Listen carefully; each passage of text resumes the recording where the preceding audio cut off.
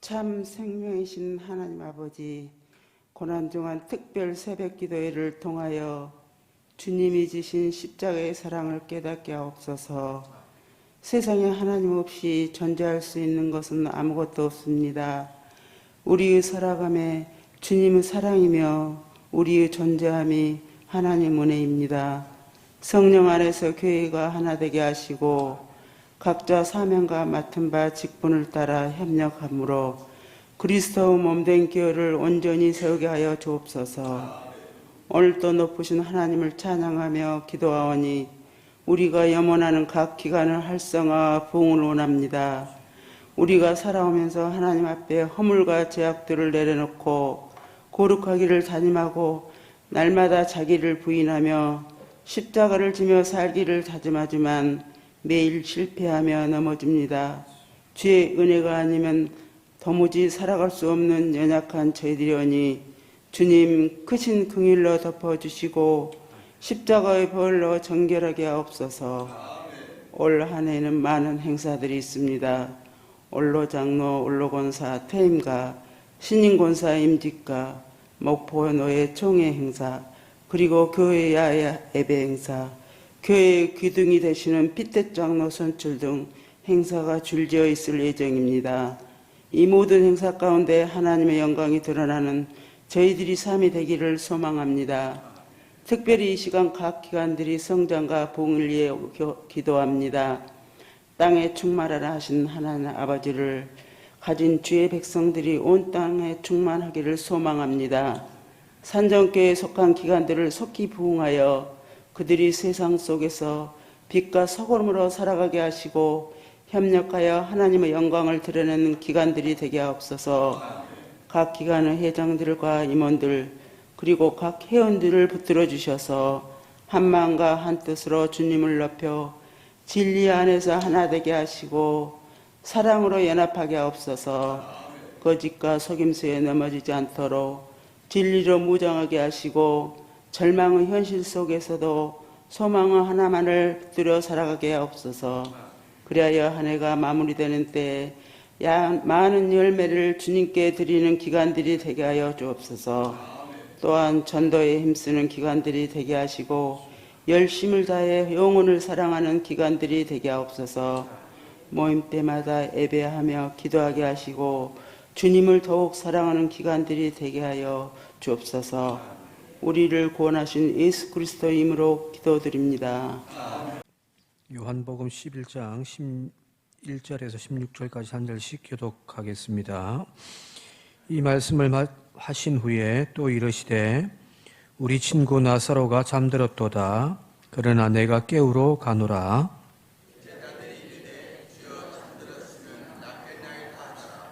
예수는 그의 죽음을 가리켜 말씀하신 것이나 그들은 잠들어 쉬는 것을 가리켜 말씀하신 줄 생각하는지라.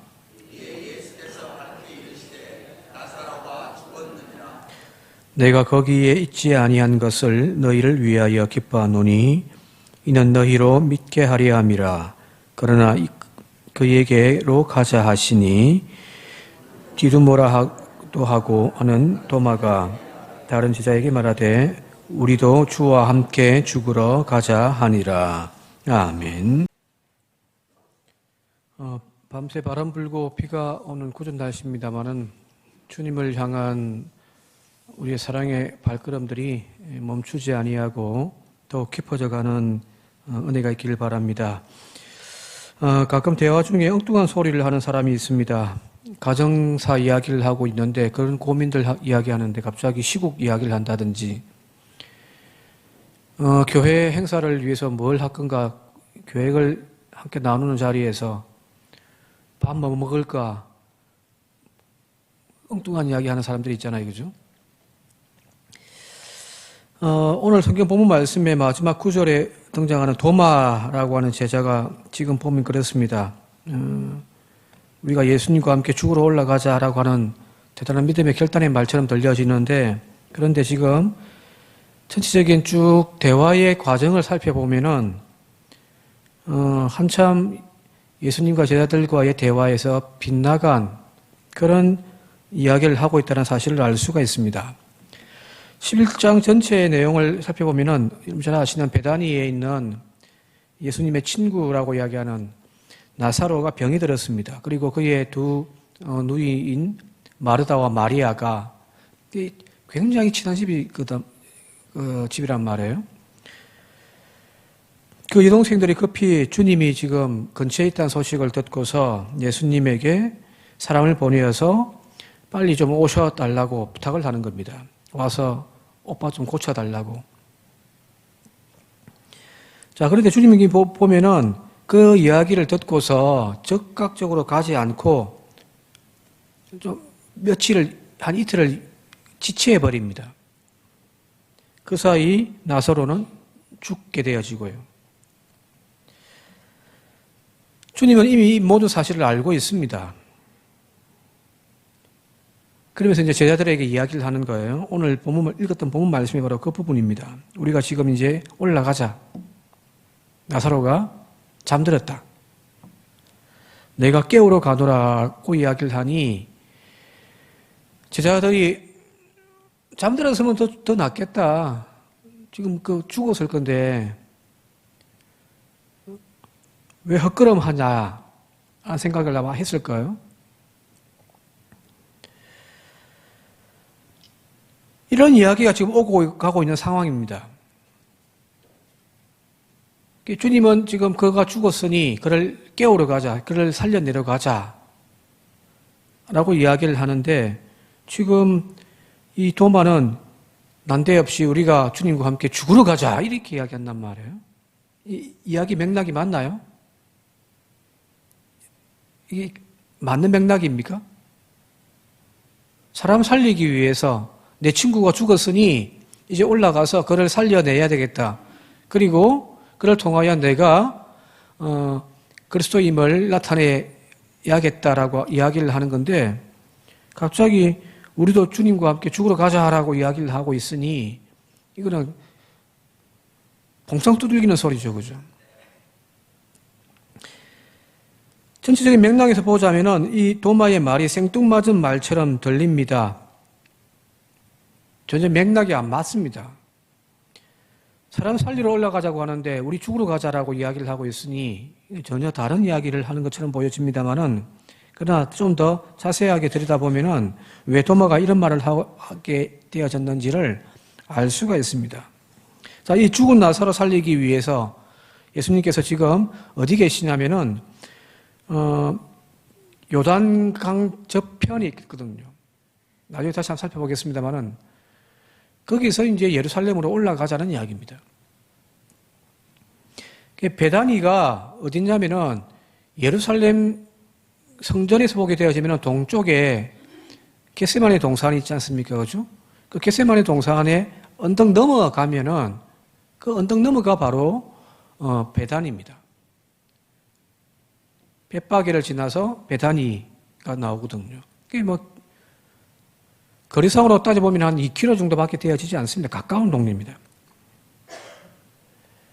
그런데 지금 주님께서 이 길을 올라가는 그 예루살렘행의 그 걸음이 희망찬 뭔가 죽음의 권세를 이겨내고 생명을 살려내는 내가 그를 살려내겠다라고 하는 그런 어떤 희망찬 발걸음이 아님을 알 수 있는 것이 7절과 오늘 8절 말씀에 본문 말씀에 7절과 8절에 보면은 이렇게 됐습니다. 같이 한번 읽어볼까요? 시작. 그 후에 제자들에게 이르시되 유대로 다시 가자 하시니 제자들이 말하되 랍비여 방금도 유대인들이 돌로 치려 하는데 또 거리로 가시려 하나이까? 라고 이야기를 하는 겁니다. 자, 지금 예루살렘으로 올라가는 지금 그의 친구 나사로를 살리기 위하여 올라가는 이 걸음이 뭔가 어둠의 권세를 이겨내고 생명을 살려내는 능력의 시간들이 아니라 제자들이 봤을 때 조금 전에도 여기서 말하는 방금도라고 하는 표현이 뭐 몇 시간 전은 아니고요. 한 며칠 전입니다. 최근에 거기에서 유대인들이 돌로 치려 했던 기억이 없습니까? 그때 죽을 뻔했는데요. 무사히 그냥 피신한 것도 지금 가슴이 콩닥거리는데 다시 걸리리로 올라가자고요? 그 이야기거든요. 10장에 보면은 예수님께서 예루살렘의 성전에 올라가서 유대인들과 이렇게 논쟁하는 이야기가 나옵니다. 그 논쟁 가운데서 나와 하나님은 하나다라고 말씀하셨거든요. 나와 하나님은 하나다. 이 이야기를 들었던 유대인들이 그 순간 신성모독이다라고 이야기를 한 거예요.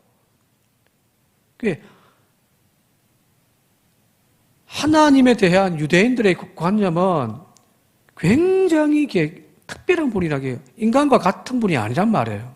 그래서 하나님의 이름도 입에 오르지를 않습니다.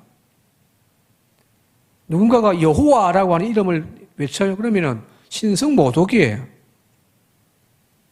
우리는 그냥 여호와 하나님의 이름이 여호와인데 그 여호와 이름을 우리가 함부로 부릅니다만은 유대인들은 여호와라는 이름을 조차 부르지 않습니다. 그런데 예수님께서 하신 말씀이 나와 하나님은 하나다라고 이야기를 하니 유대인들이 막 그 순간 돌을 들고서 신성모독이라고 예수를 돌로 쳐 죽이려고 해요. 이게 굉장히 급박한 상황이었습니다. 다행히도 예수님과 무리가 무사히 그 자리에 빠져나온 거예요. 그리고 그 보게 되어지면 유대인들이 예수님을 다시 잡고자 하였더라고 이렇게 되어 있거든요. 자, 이런 상황이에요. 그게 며칠 전이에요. 자, 이 상황에서 다시 지금 예루살렘에 올라가서 예수님이 그들에게 눈에 띈다면 어떤 일이 발생할까요? 말 그대로 잡히게 되어지면은 이번에는 뼈도 못 추리는 거예요. 예수님과 그 일당들에게 위험에 처할 것은 분명해 보이는 겁니다. 자, 그래서 제자들이 하는 말이에요. 며칠 전에 돌에 맞아 죽을 뻔했는데 주님 아직도 기억 못 하십니까? 지금 올라가자고요? 그 이야기거든요. 자, 그럼에도 불구하고 주님께서는 지금 그 상황을 모두 다 알고 계시지만 죽은 친구를 살리기 위하여 지금 올라가자라는 거예요. 이것이 바로 예수님이십니다.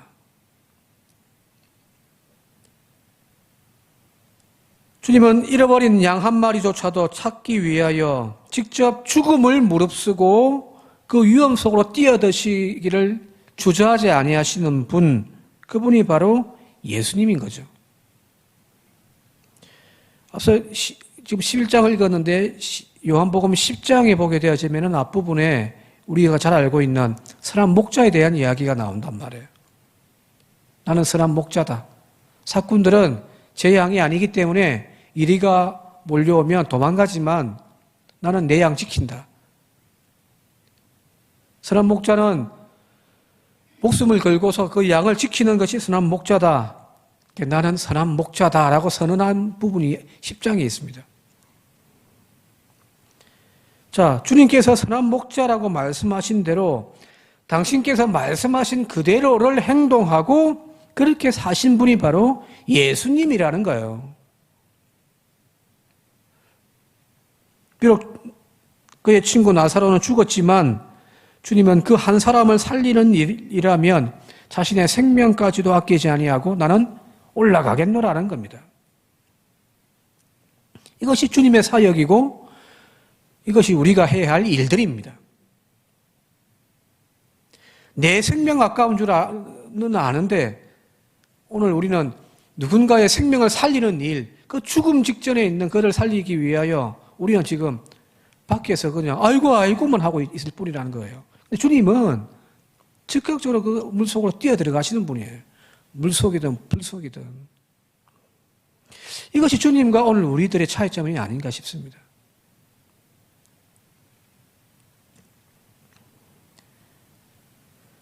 바로 이런 상황에 도마가 지금 제자들과 예수님의 대화 속에서 던진 말이 우리도 주와 함께 죽으러 가자라는 겁니다.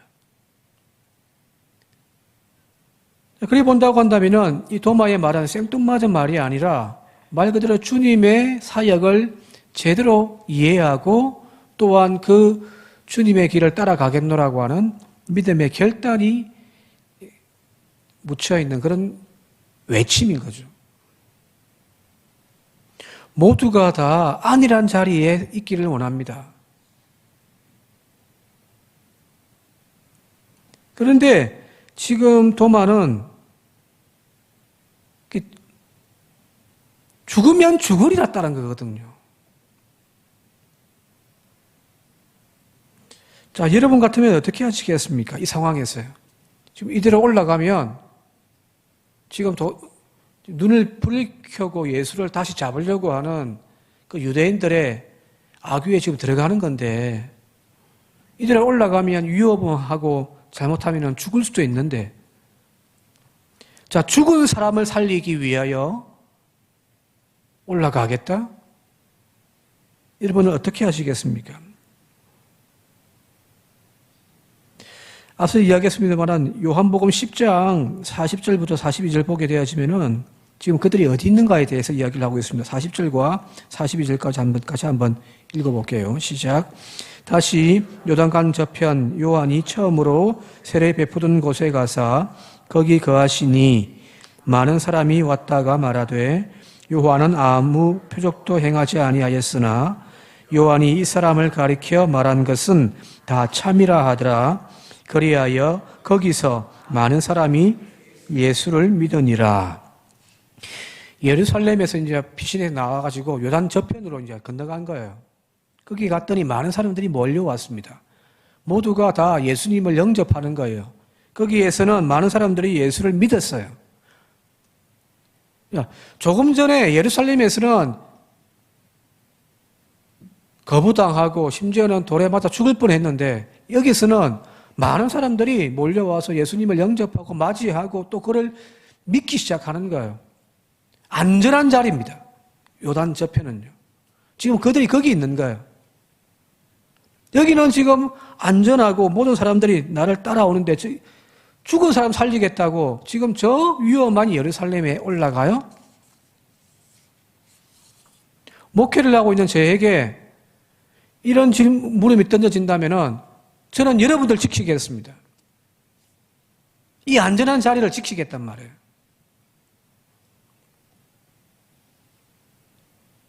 굳이 위험을 무릅쓰고 거기까지 올라갈 이유가 뭐예요? 한 사람 죽었다고? 그거 살려야 되겠다고요? 여기 지금 12명의 무리가 위험에 빠질 수 있는데요.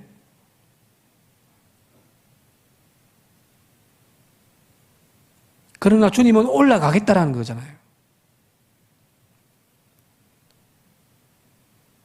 주님 가시면 우리도 가는 거예요. 어제 말씀드렸잖아요. 그죠? 주님이 가신다면 제자는 따라가는 존재들입니다. 여기가 조사오니 죽음 무릅쓰고 저 십자가에 비참한 현장 가지 맙시다. 여기 초막셋을 짓고서 많은 사람들이 지금 우리를 위하여 영접하고 주님 여기 지금 구원해야 될 많은 사람들이 있는데 왜 거기 갑니까? 여기 있으십시다 라고 이야기할 수 있겠지만 주님이 가시겠다고 하니까 도마는 갑시다. 그 자리가 죽음의 자리일지언정 우리 올라갑시다라고 이야기를 하고 있는 거거든요. 사순절을 보내면서 자신의 부귀와 영광을 위하여서도 아니고 또한 그곳이 편안한 안락이 보장되어 있는 것도 아닌데 오히려 죽음과 고통의 시간이 기다리고 있는 그곳에 주님 올라가시겠다고 하니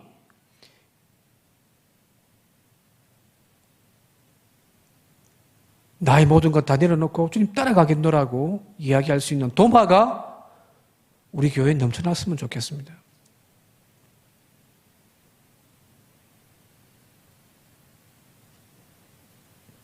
예수를 믿고 그분이 우리를 위하여 죽으셨다라고 하는 믿음의 고백을 하고 있는 우리가 그분의 사랑과 헌신과 돌봄은 너무나도 당연하게 여겨지면서 내 편안한 이 안식의 자리를 여기 모두가 다 인정해주는 그 영광의 자리, 그걸 보장해달라고 우리가 이야기를 하면서 어느 순간부터 우리는 주님을 위하여 무엇인가 해야 한다라고 하는 생각들은 잘 하고 있지를 않더라는 거예요. 왜 우리는 목자인 주님이 우리를 당연하게 지켜주시고 우리를 당연하게 보호해 주셔야 한다라고 이야기를 하면서 왜 우리는 그 목자의 아픔에 대해서는 외면하고 있냐는 거예요. 우리가 위험에 처하고 어려움에 처해 있을 때 왜 주님은 죽게 된 나를 돌보지 않느냐라고 불평하며 하소연하면서 왜 우리는 주님께서 어려움에 처하고 죽게 된 것에 대해서는 무관심하냐는 겁니다.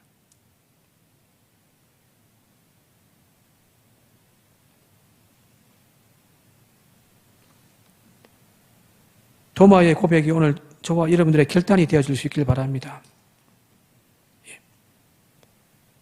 그냥 편안하게 신앙생활하고 나의 이 아들의 자리에, 이 안전한 자리에 더 잘되게 해달라고만 외쳐지는 저와 여러분들이 아니라 주님이 가자 하시니 다 내려놓고 죽음이 있는 자리일지라도 그것을 찾아가는 그런 제자들이 되어지는 저와 여러분들이 되시길 바랍니다. 그것이 바로 죽음 아니겠습니까? 그죠?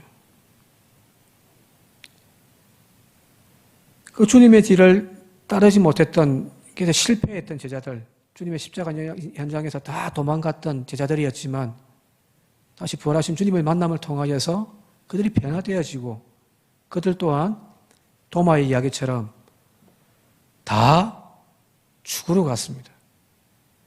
그들의 인생의 마지막 자리는 다 주님처럼 순교당하고 죽임을 당하고 십자가에 못 박히는 그 자리에까지 나아가는 제자들이 되어졌다는 이야기입니다. 오늘 저와 여러분들도 이 도마의 고백으로 남은 한 주간의 삶을 주님 함께 우리 죽으러 올라가자 고백하면서 내가 죽고 예수가 살아나는 그런 저와 여러분들 되시기를 주님의 이름으로 축원드립니다. 함께 이 시간 합심하여 기도드리도록 하겠습니다. 기도하실 때 주님 편안함과 일상의 자리에서 일어나 우리도 주님의 십자가의 죽음에까지 나아가게 하여 주옵소서. 우리도 제자들처럼 실패하고 넘어지는 존재들이지만은 다시 이렇게 세우시는 주님의 손길로 각자의 십자가를 지고 주님의 뒤를 따르는 참 제자들로 변화시켜 주시옵소서. 죽은 나사로를 살려주셨듯이 코로나로 침체되어진 교회의 영성과 사랑과 우리의 믿음을 다시금 회복하는 은혜가 이 시간 저희들 가운데 있게 하여 주옵소서. 함께 결단하며 기도드리도록 하겠습니다.